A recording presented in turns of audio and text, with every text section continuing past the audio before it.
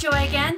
This video has been a long time coming because since my August favorites, one of my first friends here on YouTube asked if I would do a tutorial about the eye look that I had in that video.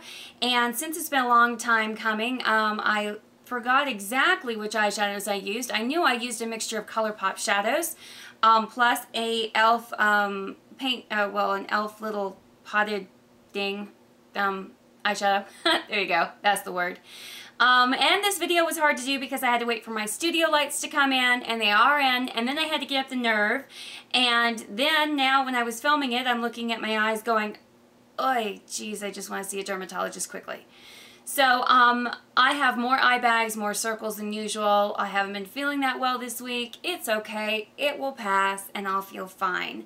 But it's just been a busier week than I thought it would be, so I didn't have much downtime. Today is my downtime, and look what I'm doing. So, anyway, yeah. So, if you want to know how I got this eye look, keep watching. It's going to try to make it short and sweet. We'll see how that goes. Yeah. Bye. I'm not good at telling you which brushes I'm using, so I'm just trying to give you an overview of the kinds of brush I'm using. There's a crease brush, a shader brush, and the other one is just really for whisking away anything. This is CoffeeBreakwithDanni, the first color by ColourPop, and it's just a all-over color that will make everything blend more easily. And I'm just applying this with my finger. It really matches my skin tone very well, and that's what I want here. This is Crusin Chic by E.L.F, and it is going to be used on the mobile part of our lid. It's really good, our lid.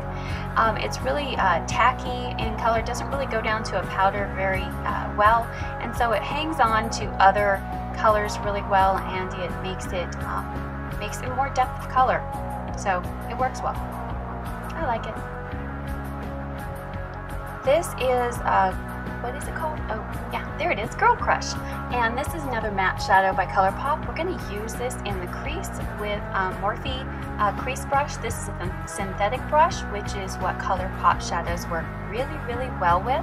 I very much enjoy how these apply, and why I'm getting you guys all up close and personal is because I wanted to show you that these are really forgiving shadows. I mean, there are some pigmented ones that are harder to work with.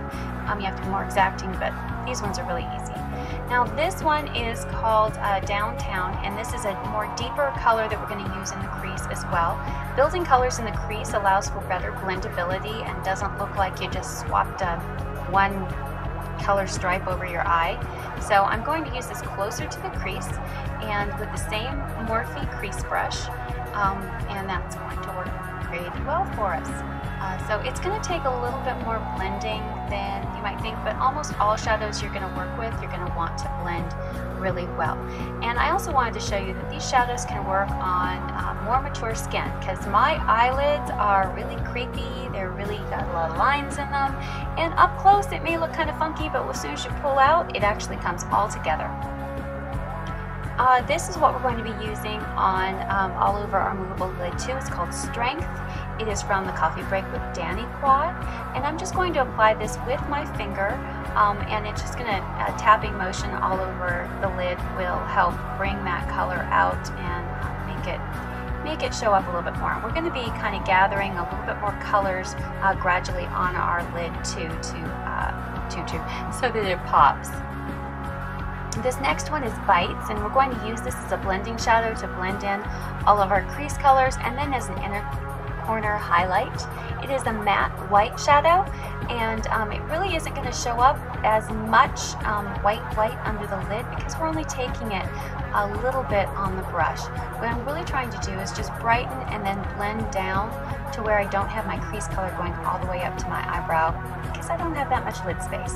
And now I'm taking a very small shader brush, and I'm going in to the inner corner and just putting that white down so that it brightens up the inner eye. This is Coconut. It's a very glittery, beautiful teal blue, and we're going to use this as our pop of color on the outer corner. This is another small shader brush, and this is just a generic brush, but it works pretty well, and I like it because I can really get in that inner corner and blend out the color.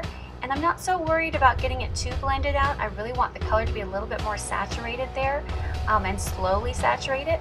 And the reason is because I'm going to put a color on the center of my lid, and that will naturally blend out that color, so I don't have to worry about the lines blending as nicely at this point. And so blend, blend, and more blend. Now I'm trying to even out the color. Now I'm also going to use this as a starter liner. I'm also going to use another color. Once I get done, I'll realize I don't really like that look, but I'm just using a nice angled liner brush. I really prefer these brushes. They work a lot better for me, and this is just trying to get everything to even out without poking myself in the eye. I've done a pretty good job not poking myself in the eye so far. The next color is called Mirage, and this is the color we're going to put on the center of our lid. It's a very nice gold color, and we're just going to put this on with our finger. Well, our finger. I keep saying my finger. I'm just going to put this on with my finger. If you want a good saturation of ColourPop Shadows, the fingers are your best applicator. Now I'm just going to take my Morphe blending brush and blend everything out, make sure that I have an even crease on both sides. And so I will, at this point, I believe you can go back and add more color where you want to make things more even. And so I'm probably, I'm going into Girl Crush here and then a little bit into Downtown again, just to make sure that these are evenly blended and nicely blended out, and that I have an evenness on my outer portion of the lid as well. And I can't help but keep looking over to make sure that I'm still in frame, because that's one thing that's very frustrating, is if you do a whole video and you realize you weren't in frame the whole time. So it's kind of funny. And I have to keep on looking up and looking off to the side to make sure that I have them. So this is just kind of an idea of how much blending you have to do to achieve the look that you want. It takes work. Big surprise. Now this is Plaid. This is what I decided to go in with the last minute. It's a very dark greenish bronzy color. It's the best way to describe it. It has a little bit of gold flick in it. It's very pretty. So I decided to go ahead and use that as my under eye liner, and my eye is all red because I think I poked it earlier when I was trying to apply my eyeliner, because I was in the midst of that and poked myself in the eye. So if my eyes are red, that is why.